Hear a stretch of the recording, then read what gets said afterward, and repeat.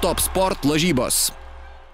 Aš galvoju, kad ne viena komanda į Eurolygos rungtynes neina be kažkokio tai numatyto plano arba dar ir plano B. Aš galvoju, tai yra logiška, tą turim ir mes, tik tai dar kitas dalykas jį reikia įgyvendinti. Prieš priešininką, kuris labai stipriai pasikeitė nuo pereito sezono, bet likus tam pačiam treneriui vis tik žaidžia labai panašiai, labai greitai ir ne tik greitą puolimą, bet ir poziciniam žaidimui atliekami deriniai yra geram greitį. Ypač ant gynėjų grandies žaidėjai atlieka tikrai ilgus kelius, kad išeitų laisvi ant metimo ir mūsų vyram tikrai laukia didelė užduotis viską tą sustabdyti ir kuo galime labiau apsunkinti jų žaidėjus. Tikiu, kad treneriai pasiruoš gerą planą ir mūsų užduotis bus padaryti tą planą.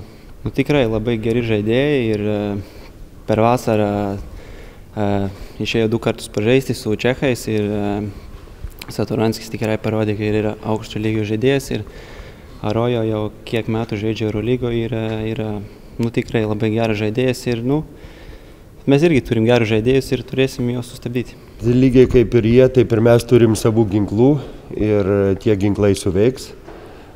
Plus, kaip sekam, gali būti vėl, kad arena bus užpildyta pilnai. To irgi labai laukiam ir tikimės, vis tik tai